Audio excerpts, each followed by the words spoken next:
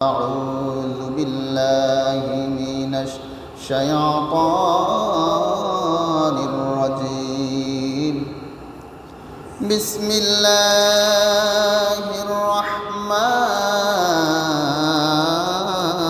الرحيم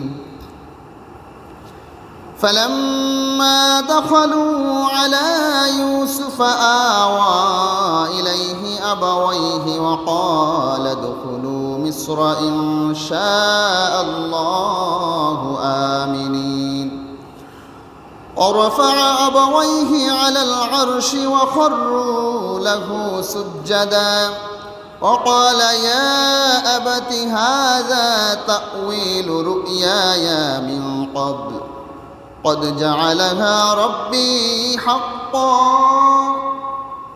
وقال تعالى في آية أخرى رب كريমের দরবারে লাখ কোটি শুকর সুজুদ প্রকাশ করছি যে রব্বুল আলামিন ইজ্জতুল জালাল আমাদেরকে দয়া করে মায়া করে এই সফর মাসের শেষ জুমাবারে আমাদেরকে উপনীত করেছেন, আমাদের হায়াতের মাঝে বরকত দান করেছেন, সুস্থতার মাঝে বরকত দান করেছেন, দুনিয়ার বিভিন্ন ঝামেলা থেকে মুক্ত করে মসজিদে আগে আগে আসার বসার তৌফিক দান করেছেন।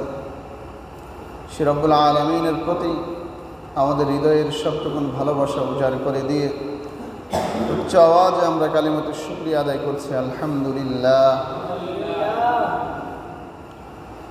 আল্লাহ রাব্বুল আলামিন ইজ্জতুল জালালের নিয়ামতের শুকরিয়া আমরা মৌখিকভাবে স্বীকার করে নিলাম।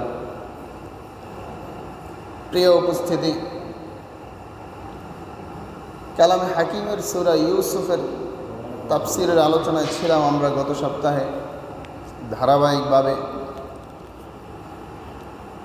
আজকে আমরা এর দ্বিতীয় রুকু থেকে আলোচনা করব ইনশাআল্লাহ এবং শেষটুকু পর্যন্ত শেষ করার ইচ্ছা করব।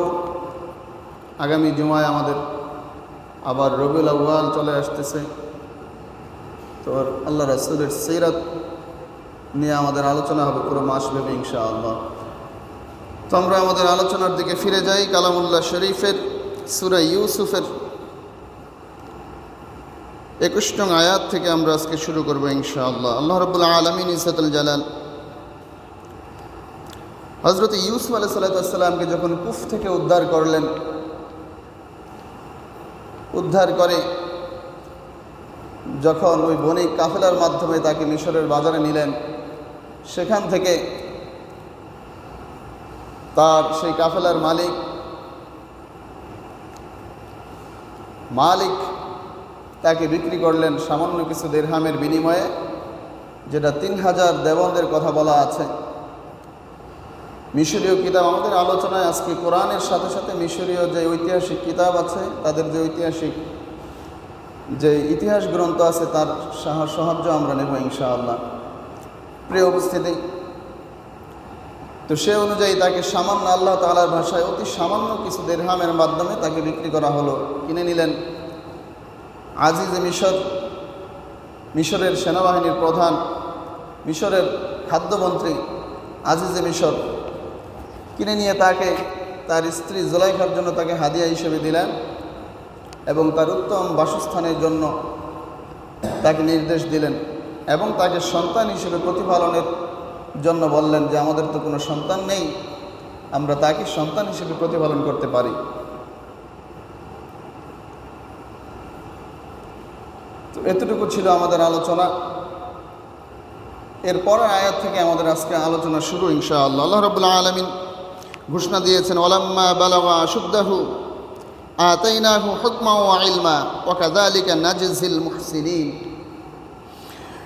আল্লাহ রাব্বুল আলামিন বলেন, আর যখন হযরত ইউসুফ আলাইহিস সালাম যখন সে যৌবনে পদার্পণ করল, আমি তাকে হিকমত, প্রজ্ঞা দান করলাম, ইলম দান করলাম, বিভিন্ন স্বপ্নের জটিল জটিল স্বপ্নের ব্যাখ্যা তাকে শিক্ষা দিলাম।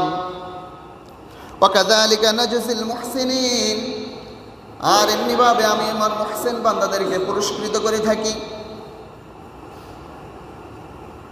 আল্লাহ রাব্বুল আলামিনের কাছে মর্যাদার ক্যাটাগরিতে সবচাইতে উঁচু মানের ক্যাটাগরি হচ্ছে মুহসিন। এর আগে আলোচনা করেছিলাম মুসলিম, মুমিন, মুত্তাকি, মুহসিন, এই 4 শ্রেণীর বান্দা রয়েছে। সর্বোচ্চ মর্যাদা যারা নবিয়্যিন যারা রয়েছেন, সেখানে নবিয়্যিন সিদ্দিকিনরা একদম উপরের স্তরে রয়েছেন। প্রিয় উপস্থিতি, আল্লাহ তাআলা তার মুহসিন বান্দাদেরকে এভাবে পুরস্কৃত করেন, যেহেতু তাকে আল্লাহ তাআলা নবুয়তের মাকাম দান করবেন, এই কারণে আগে থেকে ইলম দান করলেন যাতে তিনি প্রস্তুতি নিতে পারেন।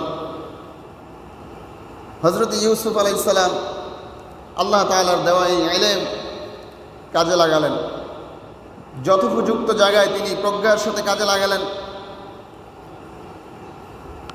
আজিজে মিশরের রাজমহলে তাকে যে দায়িত্বই দেওয়া হয়, সেই দায়িত্ব তিনি খুব দক্ষতার সাথে তিনি পালন করেন। এমনিভাবে তিনি সকলের মন জয় করে ফেললেন। রাজমহলের বাইরে তো তিনি যেতে পারেন না, ভিতরে যত মানুষ আছে সবাই তার প্রতি আসক্ত, সবাই তাকে ভালোবাসে, সম্মান করে। আর তার এই সৌন্দর্য গুণে, তার আচার আচরণে, কথাবার্তায়, তার বুদ্ধিমত্তায়, তার প্রজ্ঞায় সবাই সাধারণভাবে ভালোবাসলেও একটু অসাধারণভাবে ভালোবাসা শুরু করে দেয় জুলেখা। এই জুলেখা আজিজে মিশরের স্ত্রী, সে তাকে একান্ত নিজের ইচ্ছার মতো করে সে পেতে চায়, যেহেতু সে তাকে ছোট থেকে লালন পালন করেছে, সে তার মালিক, তাকে হাদিয়া হিসেবে আজিজে মিশর তাকে দিয়েছে। এইসব চিন্তা করে সে তাকে একটু প্রস্তাব দেয়। হযরত ইউসুফ আলাইহিস সালাম তখন টকবকে যুবক, দাড়ি গোঁফ উঠেছে, এত সুন্দর চেহারার অধিকারী মিশরে ওই সময় কেউ ছিল না। মিশরে কেন, আল্লাহ রাসূলের পরে সৌন্দর্যের দিক বিবেচনা করলে আল্লাহ তাআলা হযরত ইউসুফ আলাইহিস সালামকে সবচাইতে বেশি সৌন্দর্য দিয়েছেন, রূপ দিয়েছেন। এমন একজন ব্যক্তিকে যখন প্রতিনিয়ত সে দেখে, তো তার প্রতি প্রেমাসক্ত হওয়াটাই মনে হয় যেন স্বাভাবিক জুলাইখার কাছে। আল্লাহ রাব্বুল আলামিন এই বিষয়টি কালামে হাকিমে এনেছেন। আল্লাহ তাআলা বলেন, وراودته التي هو في بيتها عن نفسه وغلقت الأبواب وقالت هيت لك قال معاذ الله إنه ربي أحسن مثواي إنه لا يفلح الظالمون وراودته التي هو في بيتها আর ইউসুফকে যে লালন পালন করেছে সেই ঘরের যে মহিলা, অর্থাৎ আজিজে মিশরের স্ত্রী, আর নাফসি, সে তাকে কুপ্রস্তাব দেয়, খারাপ প্রস্তাব দেয়, তার সাথে গোপনে মেলামেশা করার প্রস্তাব দেয়। এই চক্রান্ত করে সে তাকে বিশেষ অন্দরমহলে তাকে ডেকে নেয়। মিশরীয় ইতিহাস গ্রন্থ অনুযায়ী তার এক দাসী ছিল, নাম হচ্ছে কারিমামা। নাম কি? কারিমামাকে সে নির্দেশ দেয় তাকে নিয়ে আসার জন্য, এবং অন্দরমহলের একদম ভিতরে বিশেষ কক্ষে তাকে নিয়ে আসে। এই ফাঁকে সে সুন্দরভাবে সে সাজুগুজু করে, সুন্দর পোশাক পরিধান করে, সুন্দর খুশবু মেখে সে রেডি হয়ে থাকে। আর কারিমামা যখন তাকে নিয়ে আসে, প্রত্যেকটা দরজা একটা একটা করে বন্ধ করে দেয়, মজবুত সুরক্ষিত দরজা। এরপর সে কারিমামা চলে যায়। এখন অন্দরমহলের ভিতরে একমাত্র ইউসুফ এবং জুলাইখায়, দুইজন ব্যতীত আর কেউ নাই। আল্লাহ রাব্বুল আলামিন বলেন, ওয়াগাল্লাকাতিল আবওয়াব, সে সকল দরজাগুলো বন্ধ করে দেয়। ওয়াকালাত হাইতা লাকা, অতঃপর জুলাইখা তাকে উদ্দেশ্য করে বলে যে আসো, আজকে আমি আমার নিজেকে আমি তোমার জন্য প্রস্তুত করেছি। এই কুপ্রস্তাব যখন দেয়, ক্বালা মাআযাল্লাহ, জুলাইখা কুপ্রস্তাব দেয়, তার নেকাব খোলে। যখন কাপড় একটা করে খোলার শুরু করে, তখন হযরত ইউসুফ আলাইহিস সালাম আল্লাহ তাআলার কাছে আশ্রয় চান। ক্বালা মাআযাল্লাহ, ইন্নাহু রাব্বি আহসানা মাসওয়ায়া, আমি আমার সেই প্রভুর নিকট আশ্রয় চাচ্ছি, প্রার্থনা করছি, যেই প্রভু আমাকে কুফ থেকে উদ্ধার করে এই আজিজে মিশরের মাধ্যমে তার রাজমহলে উত্তম বাসস্থান দান করেছেন। অর্থাৎ আল্লাহ তাআলার কাছে সাহায্য চাইলেন। যুবক, আজকে তোমার শিক্ষার বিষয় এখান থেকে, এমন পাপ কাজ যখন সামনে এসে যায় তোমার কি করণীয় থাকা উচিত? মিশরের সবচাইতে সুন্দরী ছিল জুলাইখা। সে এত সুন্দর করে সেজে গুজে তার সামনে এসে যখন নিজেকে সমর্পণ করলো, এই অবস্থায় তিনি প্রার্থনা করলেন আল্লাহ তাআলার কাছে। আল্লাহ তাআলার কাছে তিনি সাহায্য চাইলেন। কাজেই যে কোনো পাপ যখন আমরা একেবারে পাপের সম্মুখে চলে আসব, ওই সময়ে আমাদের সাহায্য চাইতে হবে কার কাছে? আল্লাহ তাআলার কাছে। যুবক ভাইয়েরা, এমন অনেক পাপ খুব সহজে আপনার হস্তগত হয়ে যেতে পারে, পাপের সামনে আপনি চলে আসতে পারেন। ওই সময়ে নবী ইউসুফ আলাইহিসসালামের কথাটা একটু স্মরণ করবেন, যে তিনি কিভাবে এই পাপ থেকে বেঁচেছিলেন, কার কাছে তিনি সাহায্য চেয়েছেন, সেই চিন্তাটা একবার করবেন। নয়তো এই কাহিনী শোনার মাঝে কোনো কল্যাণ নাই যদি শিক্ষা না নেই আমরা। প্রিয় উপস্থিতি, তো তিনি বললেন ইন্নাহু লা ইউফলিহুজ জালিমুন, নিঃসন্দেহে জালেমরা কখনো সফল হয় না। ওয়ালাকাদ হাম্মাত বিহি ওয়া হাম্মা বিহা লাউলা আর রাআ বুরহান রাব্বিহ। ওয়ালাকাদ হাম্মাত বিহি, জুলাইখা প্রেমাসক্ত হয়ে গিয়েছে।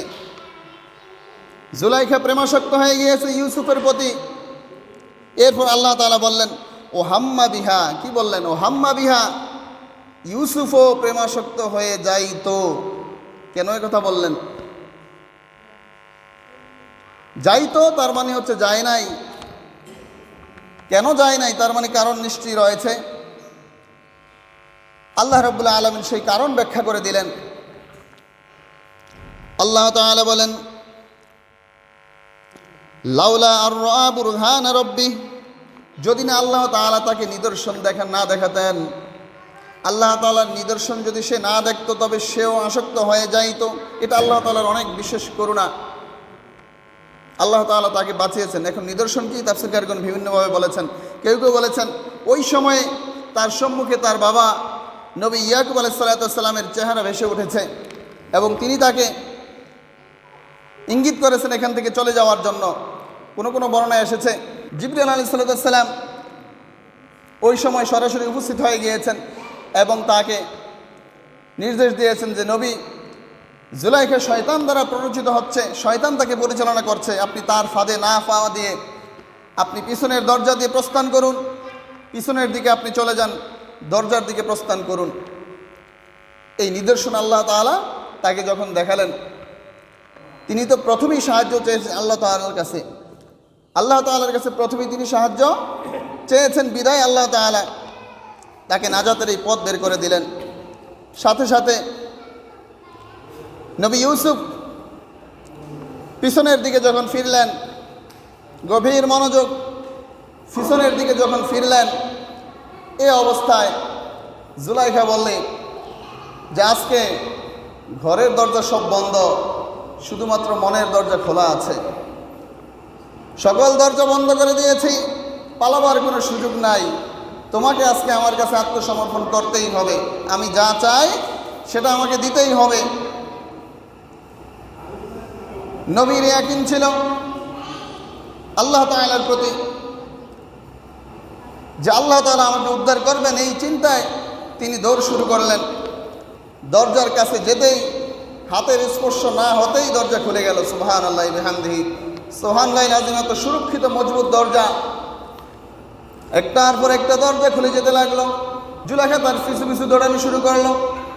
নবী ইউসুফ দৌড়ায়, পিছনে পিছনে জুলাইখাও দৌড়ায়। আল্লাহ রাব্বুল আলামিন এই ঘোষণা দিলেন তার পরবর্তী আয়াতে, ওয়াস্তাবাকাল বাব, তারা দুজনে দরজার দিকে দৌড়ানো শুরু করলো। অকদ্দাত কামিসাহু মিন দুবুরি ওয়ালফায়া সাইয়্যিদাহা লাদাল বাব। অতঃপর শেষ দরজার কাছে যখন পৌঁছে গেল, শেষ দরজার কাছে যখন পৌঁছে গেল, পিছনের থেকে জুলাইখা তার নাগাল পেয়ে গেল, তার পিছন থেকে ধরে এক টান দিল, টানের সাথে সাথে তার পিছনের জামা ছিঁড়ে গেল, সাথে সাথে দরজাও খুলে গেল। সামনে দেখে আজিজে মিশর, জুলাইখার স্বামী সামনে। এখন বুঝেন একজন স্বামীর পক্ষে এই মুহূর্তে কি চিন্তা করে সম্ভব। জুলাইখার এলোথেলো চুল, এরপর পোশাকের অবস্থা খুব বিশ্রী অবস্থা, আর নবী ইউসুফ হাঁপাচ্ছেন আর পুরো শরীর তার ঘামে ভেজা। এমন অবস্থায় কোন স্বামী সন্দেহ ছাড়া থাকতে পারে বলেন? এমন অবস্থায় তিনি তাকে জিজ্ঞাসা করলেন যেখানে কি ঘটেছে, তার পূর্ণ হাকিকত আমি জানতে চাই।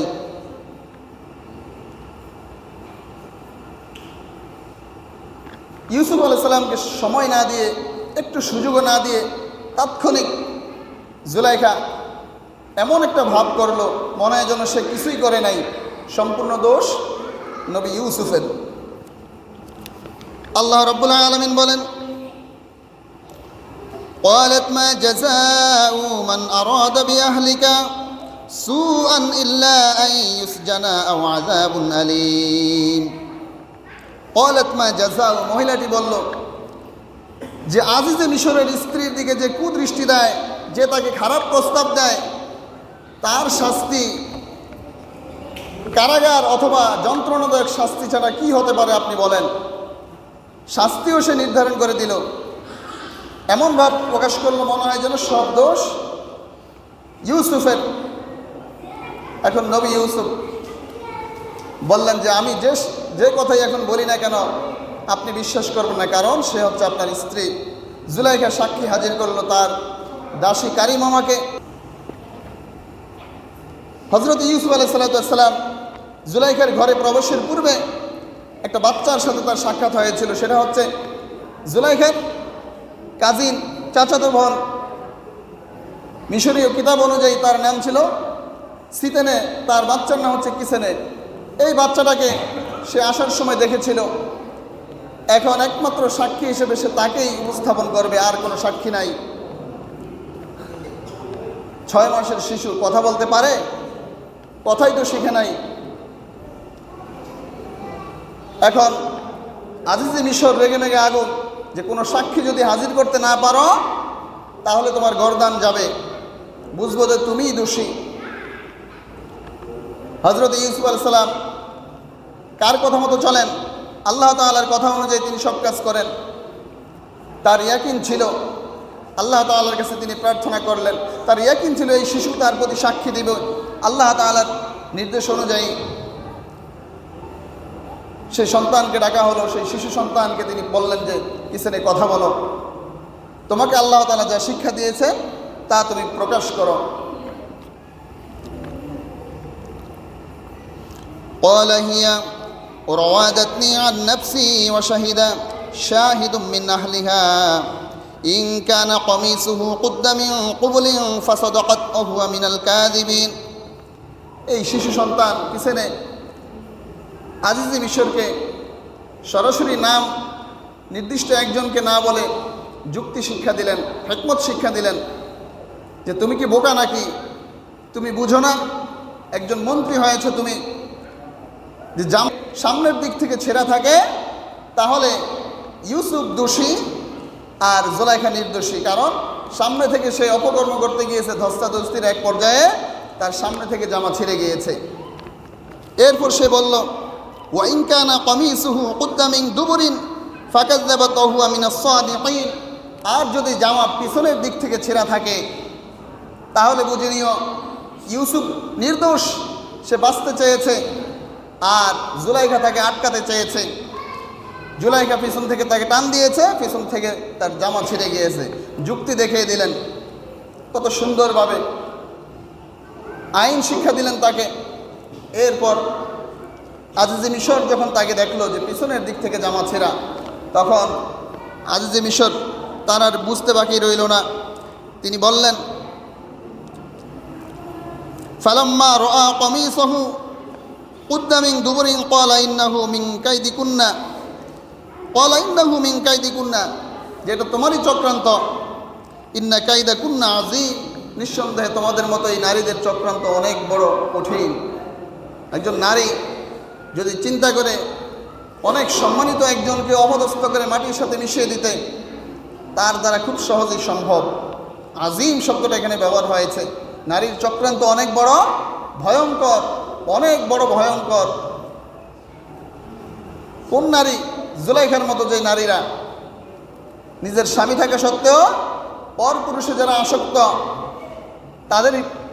তাদের হিসেবে এখানে বলা হয়েছে যে তাদেরকে ঘোষণা দিয়ে যে এদের চক্রান্ত অনেক বড় ভয়াবহ। প্রিয় উপস্থিতি, তো আজিজে মিশর বললেন ইউসুফ আরিদান হাজা, যে তুমি এখান থেকে প্রস্থান করো, চলে যাও। ওয়াস্তাগফির লিযামবিকা, স্ত্রীকে বললেন যে তুমি আল্লাহ তাআলার কাছে তওবা করো, ক্ষমা প্রার্থনা করো। ইন্নাকি কুনতি মিনাল খাতিঈন, নিঃসন্দেহে তুমি গুনাহগার, তুমি পাপী, কাজে আল্লাহ তাআলার কাছে ক্ষমা চাও। ওয়াকালা নিসওয়াতুন ফিল মাদিনাতি ইমরাআতুল আজিজ তুরাউদু ফাতাহা আন নাফসিহি ক্বাদ শাগাফাহা হুব্বা ইন্না লানারাহা ফি দালালিম মুবিন। যদিও এই ঘটনাটা ওখানে তিনজন দাসী ছিল, আর তারা ছিল, এর বাইরে কেউ ছিল না। তাদেরকে নির্দেশ দেওয়া হয়েছে এই ঘটনা যাতে বাইরে কোনোভাবে প্রকাশ না পায়। কিন্তু নারীদের কথা, আপনি কোনো একটা কথা যদি এলাকার কোনো নারীর কাছে গোপন কথা যদি প্রকাশ করেন, যে কারো কাছে বলবেন না, এমন বিভিন্ন এলাকা আছে যে বলা লাগবে না, বাতাসে সেই কথা ছড়িয়ে পুরো এলাকা ছড়িয়ে দিবে, এত দ্রুত কথা ছড়ায়। তো সেই দাসীরা এই কথা আর রাজমহলে গোপন রাখে নাই, বাইরে প্রহরীদের কাছে বলেছে। প্রহরী থেকে আস্তে আস্তে ছড়াতে ছড়াতে পুরো মিশর ছড়িয়ে গিয়েছে। মিশরে যত ধনাঢ্য পরিবারের যে স্ত্রীগণ রমণীগণ আছে, তারা বলা বলি শুরু করতে লাগলো যে আজিজে মিশরের স্ত্রী, সে গুমরাহের মধ্যে আছে, সে পথভ্রষ্ট, সে নিজের গোলামের দিকে হাত বাড়িয়েছে। এখন এটাকে প্রমাণ করার জন্য, নিজেকে নির্দোষ প্রমাণের জন্য জুলাইখা আবার একটা অনুষ্ঠানের আয়োজন করলো, সবাইকে দাওয়াত দিল। এলাকার যত সুন্দরী রমণী রয়েছে, আভিজাত্যদের রমণীরা রয়েছে, সবাইকে দাওয়াত করলো। আল্লাহ তাআলা সেই ঘটনা উল্লেখ করেছেন।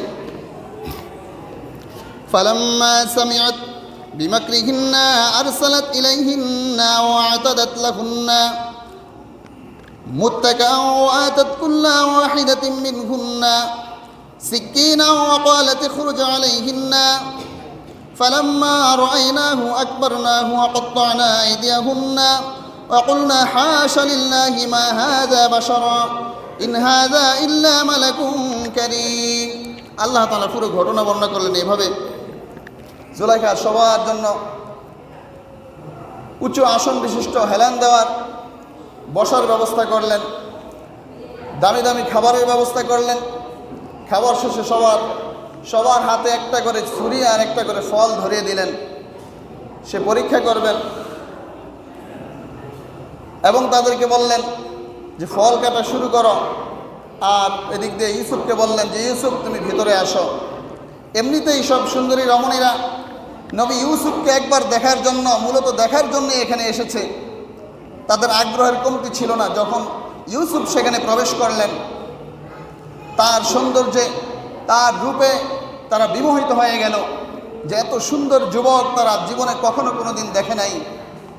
তারা বলল এ তো মানুষ নয়, আল্লাহর নাম নিয়ে বলল এ তো মানুষ নয়, এ মানুষের পোশাক পরেছে, সাক্ষাৎ ফেরেশতা, আসমান থেকে নাজিল হয়েছে, এক ফেরেশতা ছাড়া কিছুই নয়। ইন হাযা ইল্লা মালাকুন কারীম, এ তো সম্মানিত ফেরেশতা ছাড়া আর কিছুই নয়।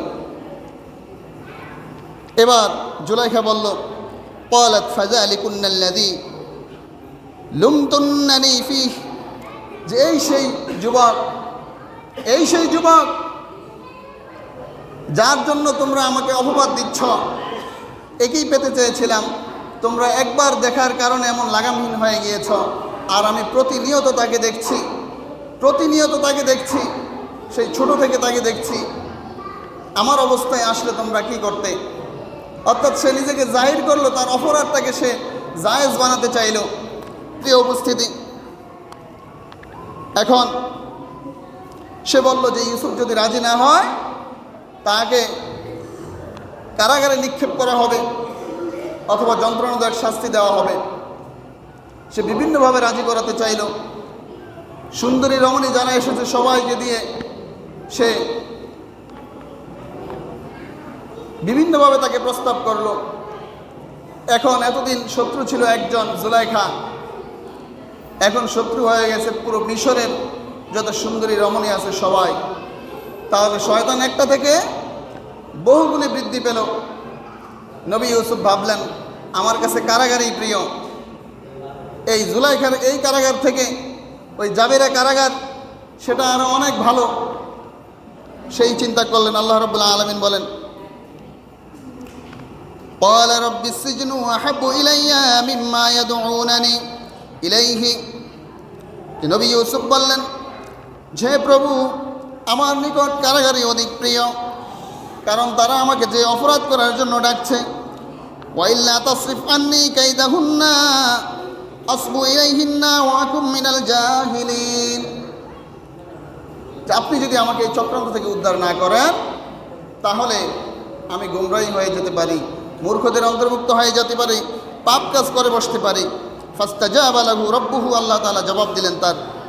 ফাসরাফা আনহু কাইদাহুন্না, তাকে ষড়যন্ত্র থেকে উদ্ধার করলেন এবং তাকে নির্দেশ দিলেন যে আপনি কারাগারেই যান।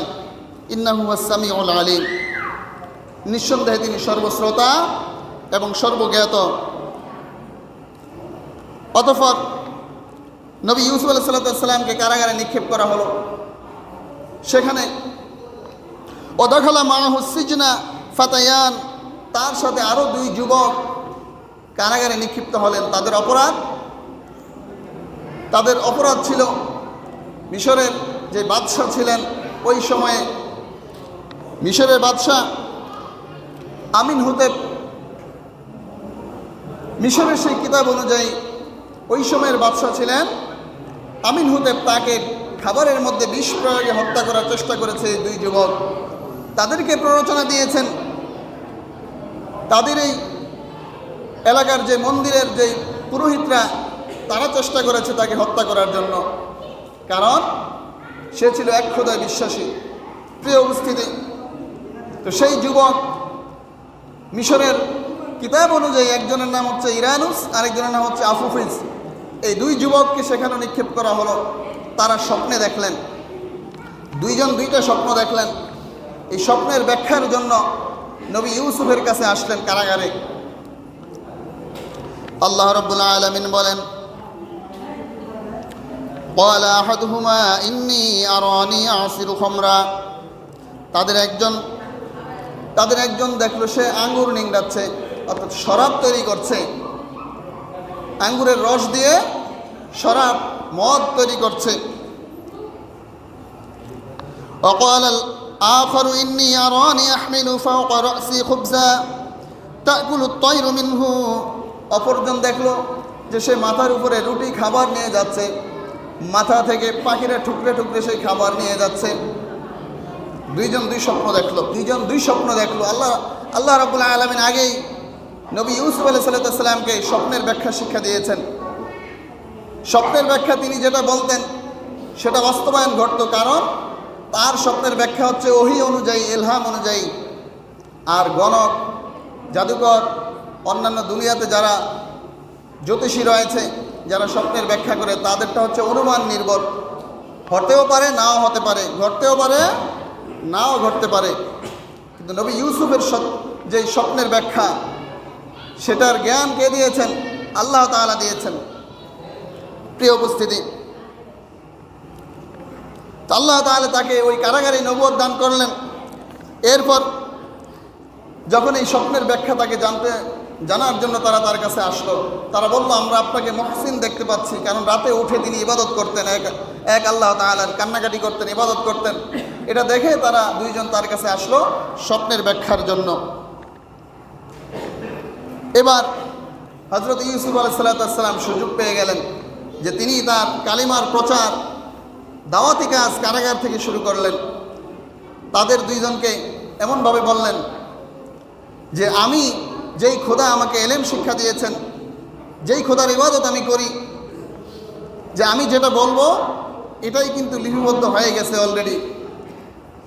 তো তারা সেই খোদা সম্পর্কে জানতে চাইল, এমনিভাবে তার আশেপাশে সব কয়েদিরা ভিড় করে ফেলল। তাদেরকে তিনি বোঝাতে লাগলেন আল্লাহ তাআলার, এক আল্লাহ তাআলার গুণগান গাইলেন। নবী ইব্রাহিম, নবী ইসহাক, নবী ইয়াকুব তাদের নবুয়তের কথা শোনালেন, এবং তিনি যে পয়গাম্বর হিসেবে এখানে আবির্ভূত হয়েছেন সেই কথাও শোনালেন, যে তাদের জন্য তিনি নবী হয়ে এসেছেন সে কথাও শোনালেন। বিভিন্নভাবে বোঝানোর পর তারা সকলেই কারাগারে সকলেই ঈমান আনলো, একজন ব্যতীত। প্রিয় উপস্থিতি, তো এমনিভাবে এরপর তারা সেই স্বপ্নের ব্যাখ্যা জানতে চাইলেন, যে এবার আমাদের স্বপ্নের ব্যাখ্যা বলুন। হযরত ইউসুফ আলাইহিস সালাম এবার ঘোষণা দিলেন, ইয়া সাহিবাস সিজনি ইয়া সাহিবাইস সিজনি আম্মা আহাদুকুমা ফায়াসকি রাব্বাহু খামরা। হে যুবকদ্বয়, শুনে রাখো, তোমাদের একজন আগামী 3 দিনের মধ্যে তোমাদের এখান থেকে নিয়ে যাওয়া হবে। তোমাদের মধ্যে একজন তার পূর্বের চাকরি ফিরে পাবে, এবং সে তার মালিককে, তার মনিবকে সে মদ শরাব পান করাবে। সে শরাব পান করানোর দায়িত্ব সে থাকবে। ও আম্মাল আখারু ফায়ুসলাবু ফাতাকুলুত তায়রু মির রাসিহি। অপরজন তাকে তার অপরাধ শিকারের কারণে তাকে শুলি কাষ্টে চড়িয়ে পাশির দড়িতে ঝুলিয়ে তাকে হত্যা করা হবে, এবং তাকে পাখিদের খাবার হিসেবে বানানো হবে। ওই পাখি তার মাথার উপরে বসবে এবং সেখান থেকে টুকরে টুকরে তার মগজ খেয়ে নেবে। এই দুইজনের স্বপ্নের ব্যাখ্যা তিনি দিয়ে দিলেন। এখন তার কাছে মনে হলো যিনি মুক্তি পাবেন, ইরানুস, তাকে বললেন যে তুমি বাদশার নিকট গিয়ে আমার কথা বলো, যে অন্যায়ভাবে একজনকে কারাগারে নিক্ষেপ করা হয়েছে, আমার ব্যাপারে বলো। কিন্তু শয়তান তাকে, যখন সে বাদশার দরবারে গেল, শয়তান তাকে বিষয়টা ভুলিয়ে দিল। এরপর দীর্ঘদিন পর যখন ওই বাদশা মৃত্যুবরণ করলো, তার সন্তান যখন বাদশা আখনাতুন যখন ক্ষমতায় ছিল, ওই সময়ে ওই বাদশা এক স্বপ্ন দেখলো। এমন এক স্বপ্ন যেটা ব্যাখ্যা জানার জন্য মিশরের যত জ্যোতিষী রয়েছে তাদের কাছে তিনি ব্যাখ্যা জানতে চাইলেন। সবাই অপারগতা প্রকাশ করল।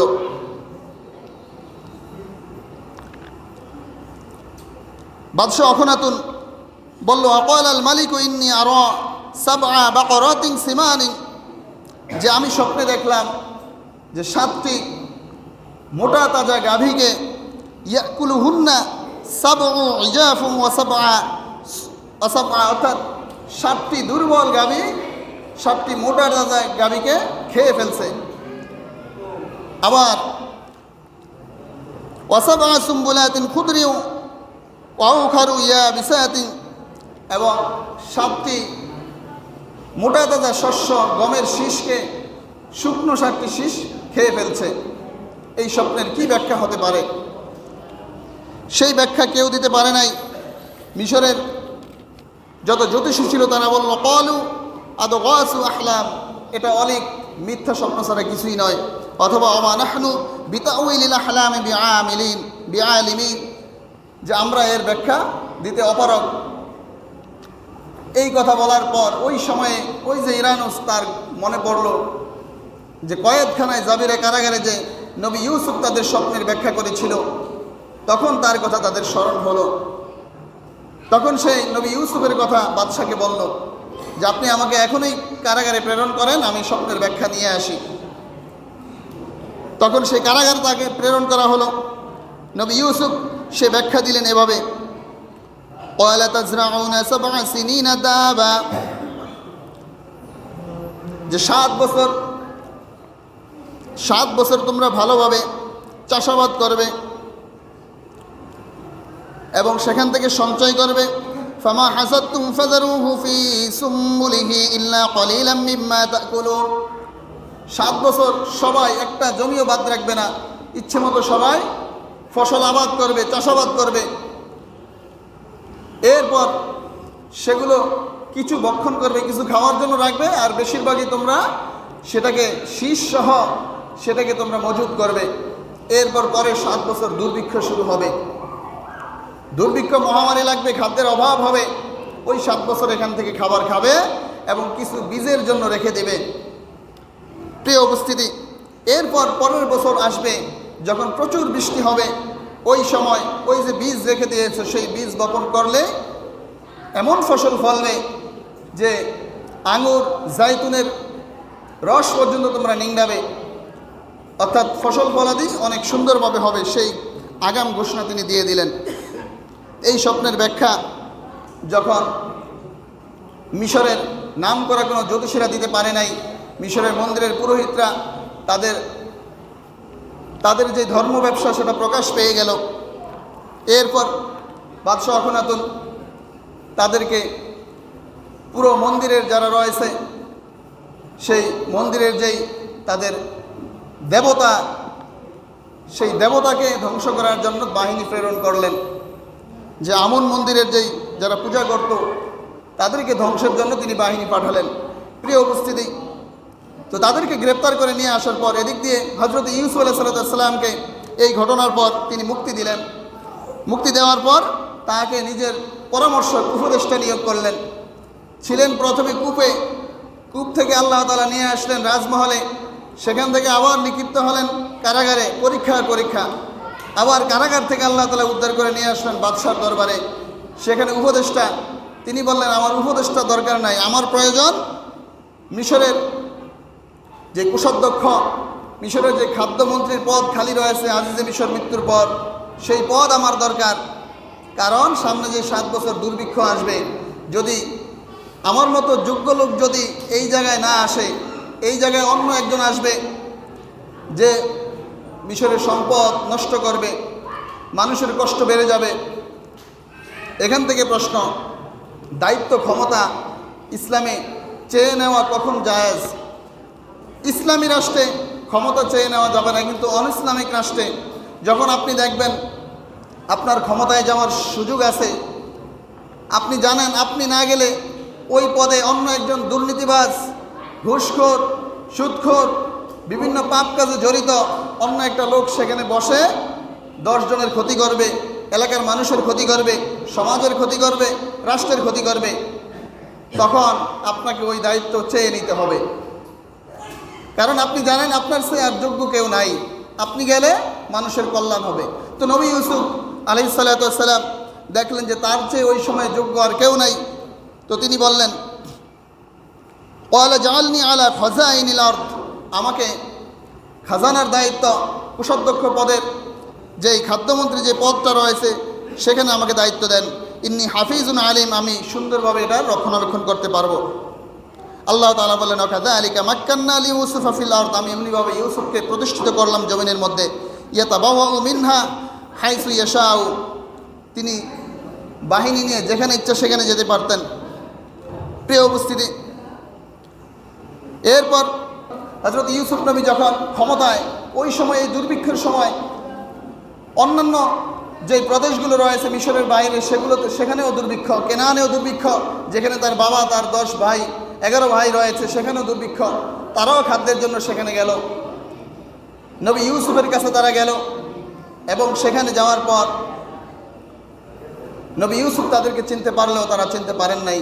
তো তাদেরকে ফ্রিতে খাবার দিলেন, বিনা অর্থে তাদেরকে সেবারের মতো খাবার দিলেন, এবং বললেন তোমাদের আরেকটা ভাই রয়েছে, তাকে যদি নিয়ে আসতে পারো, তাহলে তাকে যদি নিয়ে আসতে পারো পরের বার তোমাদেরকে আরও বেশি খাবার দেব, সুযোগ সুবিধা আরও বেশি দেব।